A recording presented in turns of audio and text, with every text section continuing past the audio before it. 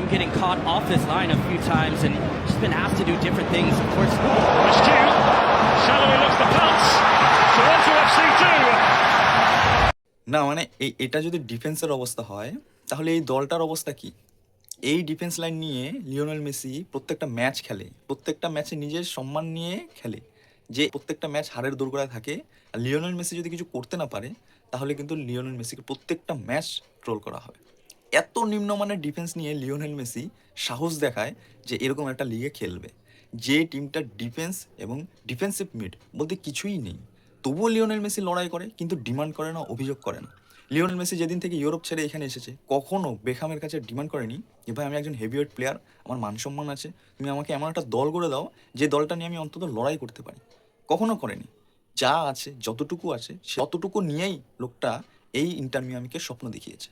চিন্তা করে দেখুন, এই দলটাকেই নাকি তিনি ট্রফি জিতিয়েছে, এই দলটাকে নাকি তিনি 10-11 নম্বরে ধাক্কা খাচ্ছিল তাকে একদম সর্বোচ্চ পৌঁছে দিয়েছে। দলটা থেকেই নাকি তিনি টপ স্কোরার উপাধি পেয়েছে, এই দলটাকে থেকে তিনি MLS এর সেরা প্লেয়ার হয়েছে। এটা ভাবা যায়? এই দলের জার্সিটাকে কেউ পছন্দই করে না, সেই জার্সিটাকে তিনি ব্র্যান্ড ভ্যালু বাড়িয়ে দিয়েছে। এই জার্সিটাকে তিনি ল্যাটিন আমেরিকা থেকে শুরু করে আমাদের এশিয়া বিখ্যাত করে দিয়েছে। যে ক্লাবটাকে কেউ ফ্যান ফলোয়িংই ছিল না, সেই ক্লাবটার আজকে রেভিনিউ দেখুন, সেই ক্লাবটার আজকে ফলোয়ার্স দেখুন।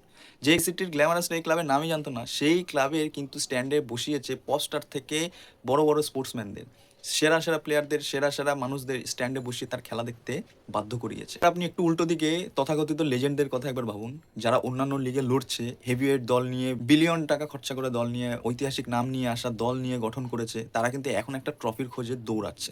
সেরকম দল যদি লিওনেল মেসি পেত, আজকে ইন্টার মিয়ামি কোথায় যেত একবার ভেবে দেখুন। ন্যূনতম কোচ মাস্টারানোকে দিয়েও তিনি ট্রফি জিতিয়েছেন। আপনি ভাবুন লিওনেল মেসির স্ট্রেংথটা কোথায়। মাস্টারানো আর্জেন্টাইন হলো, এটা বলতে দ্বিধা নেই, তিনি কিন্তু টাটা মার্টিনোর থেকে অনেক লো ক্লাস একজন কোচ, এখনও তিনি সে পর্যায়ে পৌঁছায়নি, কিন্তু তবুও তাকে দিয়েও তিনি ট্রফি জিতিয়ে দিয়েছে ইন্টার মিয়ামির হয়ে।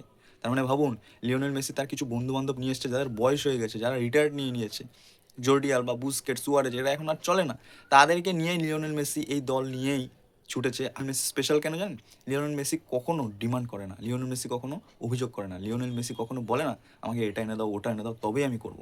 যেটুকু আছে সেটুকু নিয়েই সে সন্তুষ্ট এবং সে এনজয় করে। এনজয় করতে করতে সে এত কিছু রেকর্ড পাহাড় করে ফেলেছে MLS এর দরবারে। MLS এ 100 গোল কন্ট্রিবিউশন করাটা ইন্টার মিয়ামির জন্য মুখের কথা নয়, যেখানে আপনার দলের ডিফেন্সের অবস্থা এরকম, যেখানে আপনার স্ট্রাইকিং ও কম্বিনেশন নেই, যেখানে মেসির সাথে সমতুল্য প্লেয়ারই নেই, মেসি বরঞ্চ সেই অ্যাভারেজ প্লেয়ার হয়ে গিয়ে এই দলটাতে কন্ট্রিবিউশন করে। তাই সবাই মেসির সাথে অন্যান্য প্লেয়ারের তুলনা করে এবং করবে, কিন্তু লিওনেল মেসি বারবার এই সিচুয়েশনগুলো ক্রিয়েট করে প্রমাণ করে দেয়, কোনো শব্দ না করে, যে লিওনেল মেসি একজনই হয়। Hats off Lionel Messi.